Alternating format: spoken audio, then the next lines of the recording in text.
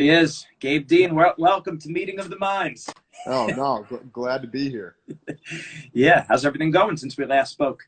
Yeah, it's good, man. Just been chipping away at Cornell and taking care of our program in the best way we can. So just been getting after it. How's everything over there? Good. In the Corona capital, pretty much the same stuff here. Not much going on. Yeah, just doing what you can, right? That's it. That's it. Yeah. What have they been doing over at Cornell? Oh, we kind of had to put a halt in our building project. We're in the middle of a $5 million expansion on the Freeman Wrestling Center right now. So, but it looks like that's going to open back up here on Monday. So we're excited about that. And then we've all just been working remotely, recruiting, and doing those kind of things right now. So it's been a lot of fun. All right, good, good. Yeah, it's the same thing. It's just figuring out whatever you can do, making the best of the situation.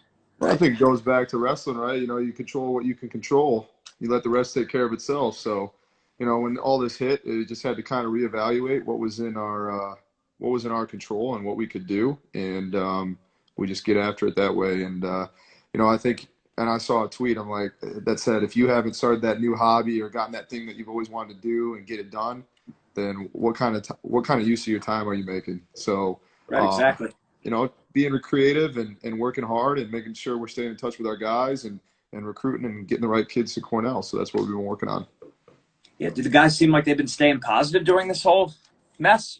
Yeah, we're lucky to have great leadership on our team. So, our captains and then obviously, our staff, we stay in touch with these guys on a regular basis, make sure they're doing well. There's always, maybe a couple guys that were struggling a little bit at first, but just to have their teammates there to pick them up when they're down, and to have this whole program with all all the support. I've been on a few alumni calls that have been fun, just like Zoom calls, and our program is very positive, and we're lucky to be part of a really positive atmosphere here at Cornell. Yeah, definitely. I've been saying for a while, Cornell's doing things right. Yeah. Bringing out some of the best in the country, pretty much year in and year out. Yeah, our culture is based upon, you have to have talent and you have to have great wrestlers, but also, it's extremely important to have great character. And, we recruit that way. We bring kids into our program that way, and we make sure that, these kids are, have a big picture with the rest of their life, want to take care of the rest of their life, and not just focus solely on wrestling. Except we're biased. We like when sometimes it's more swayed that way, but the kids come to Cornell because they not only want to be part of a great wrestling program and accomplish their wrestling goals, but also be part of a great future and build their career and be a part of a great network and a great family. So yeah, absolutely. I feel like we should be pointing everyone towards the dean's list, and they're great. They're great. We do, because we spoke for a while the other day or whatever, a couple weeks ago, I guess. And that was awesome. Yeah, I mean, that was a great podcast. It was awesome to have you on and just to get your insight, and what you've been able to do at Wrestling Mindset and what you're doing for these athletes is phenomenal. I started the podcast kind of for fun, but it ended up being kind of catching wind, and I'm just glad that I can produce great content for people to listen to and have people like yourself on. So yeah, absolutely. All the podcasts. Great. I see Dan's here. I'm gonna give him a wave right here. Click the little button right there. But yeah, we communicated the other day. We because he's another one I could speak to for hours. Oh man, Dan's just a wonderful guy. He's impacting our program and everything that we're doing, on different levels. I mean, just the state of the art human being, and lucky to call him a great friend and a brother. So yeah, just a good man. But I saw a question down here. It was like, what my kind of mindset, what my parents teaching me growing up, and the big thing for me and my brother Max and our parents, they approach sport as a foundation tool to teach. It's not something that's based upon results, but wrestling was something that was a teaching tool for them to create adversity in our lives and for us to come back and learn from that adversity. So, everybody thinks adversity, there's a negative connotation that comes with adversity and failure and these words, but they're really good for the development of young men and young women. So it's good for us to go through those processes and experience those things at a young age as we continue to grow and develop physically and mentally. So that's what my parents kind of approached. They used sports as when we were kids. Oh, that's awesome. Really good stuff. And then how about making that transition from high school to college, where all of a sudden, boom, it's like you were right there and in the hunt. And wasn't Ruth was in your weight, right? He was, what was he, a junior or senior? Yeah, I mean, Ed Ruth was a senior, and yeah, he was on an 84 match win streak when we met in the Scuffle finals. But the big thing for the big thing, for that year was that jump. That first year that I was in college, it was really tough. I never won an open tournament. I took a gap year between my high school year and college, and I never even won an open tournament. The highest I think I took was second at the Millersville Open. So, I usually wrestle like 7 or 8 matches because I'd lose first round and have to wrestle all the way back. But the good thing, like I said, it provided a foundation of adversity for me to come back. There was plenty of times where I felt like having a negative attitude and I was down in the dumps. And, I was lucky to have the right mentors and the right coaches around me to pick me up and bring me back. And, I was just got through that year and then got organized at Cornell. And once I got organized, I had the foundation behind me, and I had great coaching, great resources, and we went to work. So yeah. That's awesome. Now, like, what advice do you give to a kid when they come out on the scene and they go up against someone who is like unbeatable, right? We always see that person. We always see that, and a lot of people put them on a pedestal. And then there are some guys who pull off the upset. What separates those people? How are you able to mentally whip up what you needed to do? So I think the big thing is that, when I was going into the match and all the big matches that I had in my life, the time when I competed the best was when I wasn't focused on trying to control the outcome. I remember going to the Ed Ruth match and, it was a tall order, right? He pinned me like 2 months before that in the Binghamton Open, and, he was a beast. And, I just remember saying to Damien before the match, I'm like, I'm not getting pinned. I don't care if I get teched. I don't care if I get majored. I don't care if he, kills me, but I am not getting pinned. And that was my goal that match. I was like, I am not going to get pinned. And sure enough, as each period went on and I was focused on just trying to, be, stingy and controlling my effort and not worrying about the outcome. And I was just thinking about, like, hey, I'm not going to get pinned. Sure enough, it put me in a better position to win. And, when that shows to prove, like winning and losing, everybody wants to win, like nobody wants to lose. But we're not in control of that. That's the biggest thing. You're not in control of an outcome. At the end of the day, you could walk onto the mat and you could get headlocked and pinned in the first 5 seconds and you would lose. So you're never in control of what exactly happens, but you're in control of every single thing that you can prepare. So your sleep, your nutrition, your, the way that you live your life, your social life, your studying, your books, like all those kind of things, in your effort, you're in complete control of those things. So that's where I put my focus, and that's kind of where I took my pride from. And I learned that throughout, kind of my adverse moments in my young college career. And I had to remind myself of that too. It's not like once I just figured it out, I just never looked back. I was just like perfect after that. There's times where, you get caught up in distractions by life and those kind of things where you have to kind of pull yourself back and be ready and focus on those things that are in your control. So effort in the things that you can control and taking your pride from that is the most important piece, because that will set you up for the best chance possible. Yeah, absolutely. What are some of the things they do at Cornell in terms of the coaches and getting the guys ready mentally, whether it's in practice or after practice? What are some of the things you guys do? Well, we never start practice until someone gets up and tells a joke. So we won't start. We literally will not start practice until someone gets up and tells a joke. And I think our big approach at Cornell, and what we talk to the guys after is, like, we do a good amount of goal setting, but the biggest thing is, like, wrestling's a very like taxing sport. It's very personal. It's very hard, and it wears on you. Not just physically but mentally. And the biggest thing that we teach, our guys at Cornell, and that we want them to take from this is the same thing I think kind of my parents, hey, this is an experience. This is a journey. It's not a destination. We want you to approach it that way. So there is going to be hard times. Like one of the first things we tell our freshmen, like when they get here, it's like, hey, you're going to experience some really hard moments here. There's no doubt about it. But you're going to have to not only be accountable to, the things that you can fix, but you're going to have to also be coachable and allow us to help you through them. So one of the first things that we do when we have freshmen here is we have a real honest, open conversation, not just with them, but with their parents.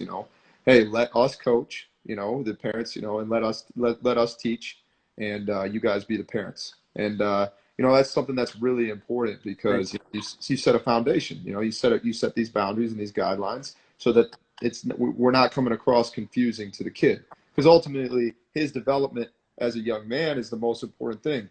And obviously we want to maximize his potential in wrestling, but the most important part is to develop this human being. It's not just a wrestler. Right.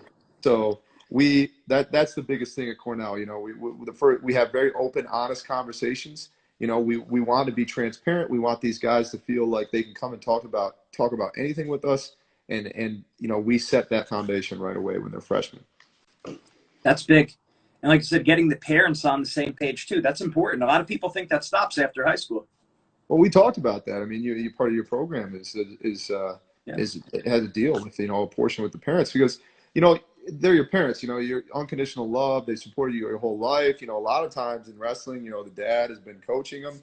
And maybe even mom. I don't know. I haven't seen it quite that many instances with mom, but a lot of times that that's the case. And that when they're being passed off, and not only the parent has to have complete trust in the program and the coaches and the staff that they're passing them off to, but also the kid does in order for it to work. If there's any doubt, if there's any second guessing, if there's not complete transparency, then that turns into a huge issue. So, when they come to Cornell, it's important that we set those boundaries. We make sure their parents understand. We make sure they understand, like, okay, they're your parents and they always will be. We're not trying to replace them, but we're your coaches. And that's really important to have that transparent conversation when they get to Cornell. Yeah, absolutely. What would you say some of the biggest mistakes are that kids have, or that, maybe a bad approach they take versus maybe a guy who's going to take it to the next level? Because they all hit that adversity, right?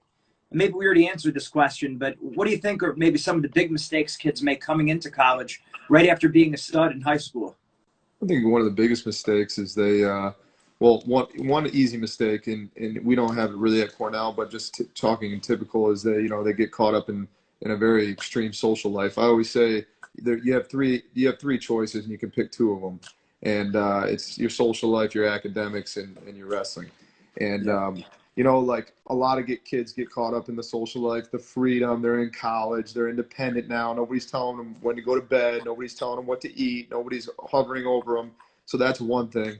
And then I'd say another issue and mistakes that kids make is they run into a little roadblock, and maybe they were the man in high school. So you get really high level kids that are freaking animals. And I don't care how good you are in high school, you're going to struggle. Like, you are going to struggle at the next level. It's just the way it is. So They hit into a roadblock. Well, they've been the man their whole life, and all of a sudden they're experiencing a really extreme moment where maybe not even they're getting beat up by a starter, but they're getting beat up by a second or third string guy, and all of a sudden, bam, like the answer is to quit. And that's really important, because quitting's easy, right? Quitting's a very easy route, but in the longevity of the thing, it's very terrible for the development of the person. So you have to create a foundation in the athlete's mind that adversity is actually a very good process for them to go through. So when they hit that roadblock, which they're going to, there's no doubt about it, they're going to hit it no matter what. There has to be a foundation and precedent set that adversity is very good for them. So when they get there, they recognize that, they remember those open, transparent conversations about those moments. And then you're there for them to guide them along, just kind of like my parents did for me as a kid. When I'd experienced a really extreme moment, I had a bad practice, I got a bad test grade, things didn't go my way. Damian Hahn, Mike Gray, Rob Cole, these guys were there as mentors for me to come to, and I knew and confidently I could come and talk to them because they had instilled that trust into me. They had been always transparent with me as between coach and athlete, and I trusted them with all my heart. So then I was able to develop better. And that's just one of the other issues, is like, if you don't have that kind of a trusting relationship with your athlete, when they bump into that adverse moment, they just want to quit right away, and they just want to give up. But if you have that very foundation, that very strong foundation set, and that trusting relationship with that athlete, then you're able to work through those things, and they come to you for advice in those moments, and you're able to guide them through it. Right. right? As opposed to hiding it from the coach because maybe they're going to overreact or they just don't have that relationship, that foundation. Exactly. You know, I do not believe in negative reinforcement. I think it's the worst thing, worst way to mentor, coach, anything. Like negative reinforcement doesn't do anything but just hurt the relationship between parent and, parent and child, athlete and coach, whatever the relationship is. Negative reinforcement is 99.9% of never the answer. So we're not, and I'm not saying positive reinforcement always is the answer. Right. I think a mix of positive reinforcement and honesty sure is the best, because, in the moment, the kid might not want to hear the honest truth, but it's actually really good for them and they need to hear it. So that's the huge thing, is like these kids, like sometimes the hardest conversations are the best conversations to have. And, but coming down on them and yelling at them and telling them that they're no good, or that they suck, or that any of those things. And I see it all the time. I see it at youth wrestling tournaments all the time. And it's sad, between parents and kids, is never, ever the right answer. I will take that to the grave, man. I don't think negative reinforcement is the right answer. I just think it hurts that trust that is so imperative to that relationship in order for it to move forward. Yeah, it destroys them as a wrestler, and much more important just in life in general, right? Like how's that helping? As a person, like I said, when we tell when our kids come to Cornell, we're there to help develop them as young men, not just wrestlers. So, any kind of a thing that would destroy that trust, that has to be the number one foundation of any relationship, compromises the rest, not just their wrestling, but also their development as a human being. Like no kid can ever feel isolated. He needs to feel like he's becoming, and he's an integral part of a family wherever he is, in order for there to be a really healthy culture. So you never want to make an athlete feel isolated. And I really strongly believe that one of those ways is to use negative reinforcement. Yeah. And, you hit on a really good point there before about honesty. You said positivity and honesty. And it's one of those things where a lot of times in our society, we kind of have it like honesty all of a sudden means negative. No, honesty is a good thing. Honesty is positivity, right? If it's coming from a place of love, a place of sincerity, you want people to be honest with you. Like that's a good thing. So it's not just because someone's being honest, a little blunt with you, doesn't mean they're coming down hard on you or being negative or doesn't like you. No, honestly, like any great athlete will appreciate the honesty. I'm watching this Michael Jordan series that they're playing every Sunday night. And I'll tell you what, man, and Michael Jordan, he might seem like a jerk, but maybe his approach sometimes was not the perfect, but I tell you what, he's really honest. I mean, he tells you exactly how he feels and the way that you're playing and how you need to adjust.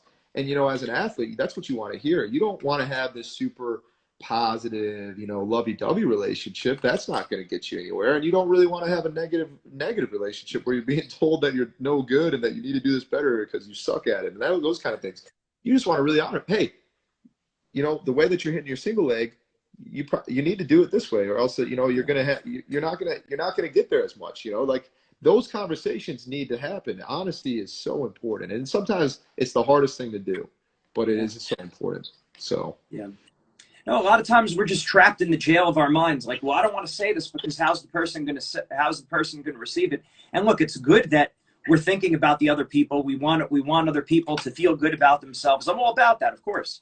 But it's like, since when does all of a sudden being honest be equated with negative? And when did being dishonest be associated with being positive? That just doesn't make sense even logically. Oh, completely. I completely agree. I mean, yeah, you hit the nail on the head. I don't even know what to say because I completely agree. Yeah, but I just think that, like, your whole approach, it just seems like, again, like watching you from a distance, it seemed like you always had very good perspective, kept things in their proper place. Look, we're all people. We make mistakes and no one's perfect. But it seemed like overall you were always very even keel, kept that perspective. That's just a huge thing. I mean, I think that's something that's, equally as important as talent, more important than talent.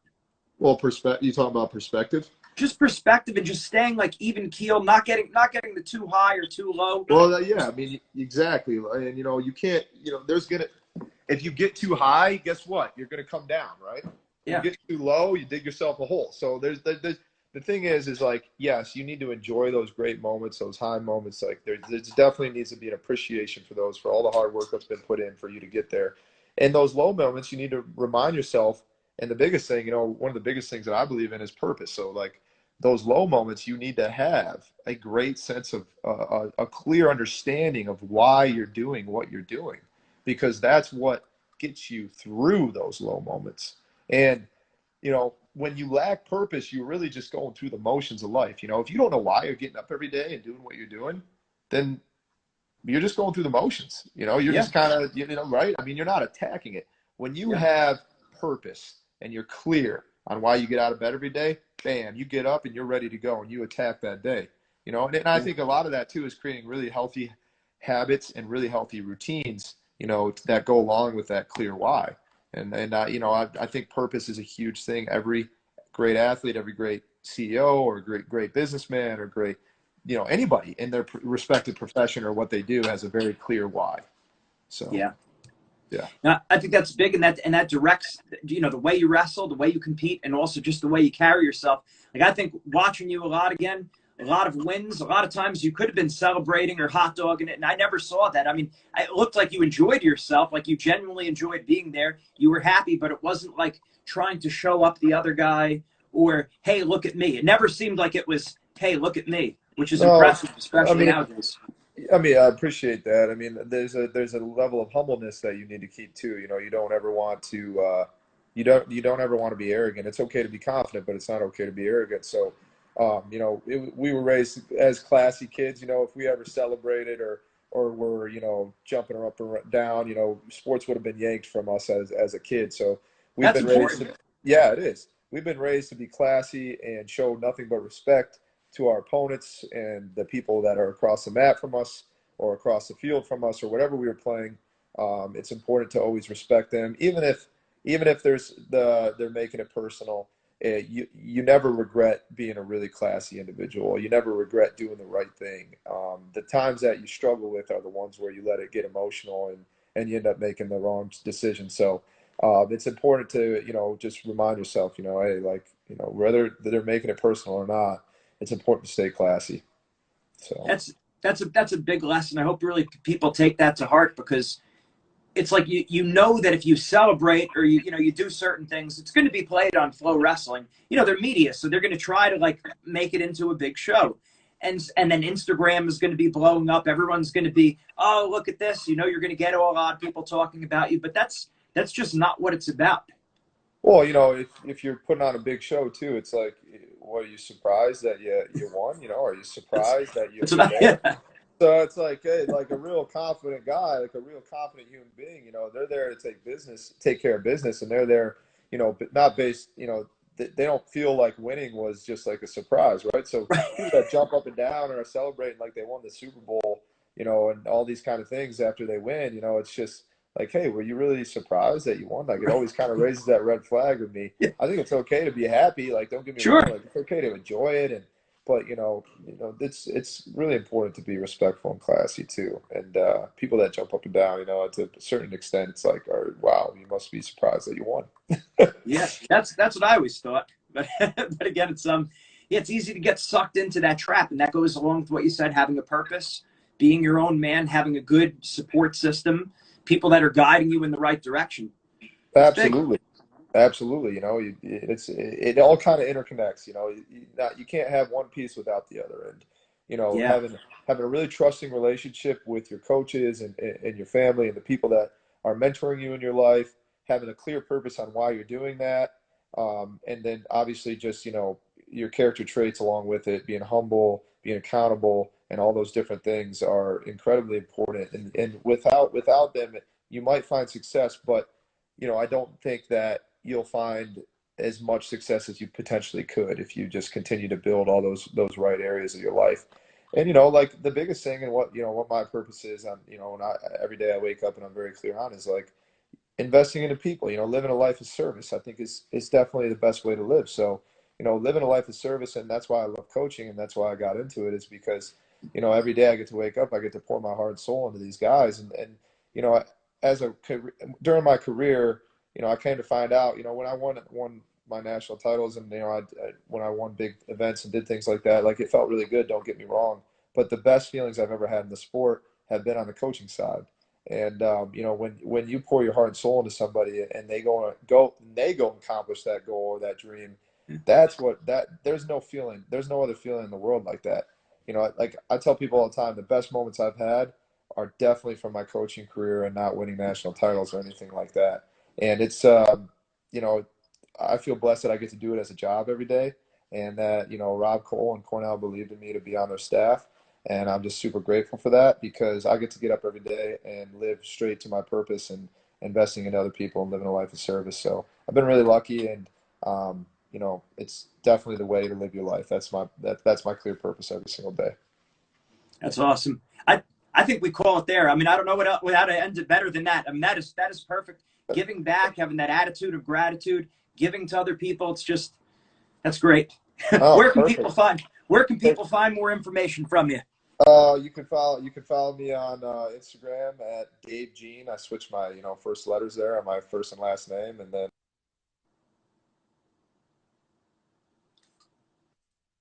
Wait, you got it. Go ahead. So, say that again. Yeah, I missed that. I missed that. Yeah. You can find me on Instagram, on Twitter at Dave Dean. I switched the first two letters, so I kind of had some fun with that. But yeah, Dave Dean. So. Well, I appreciate the shout. I appreciate the shout out with my name. Yeah. No, thank you. And you guys are doing a wonderful job. Love what you're doing at Wrestling Mindset. So thanks for having me on. Absolutely. Make sure everyone take a look at the Dean's List. Again, we're talking about a great individual, great wrestler, great person, awesome role model. Thanks a lot, Gabe. Talk to you soon. Thanks a ton, guys. Have a great one. Take care.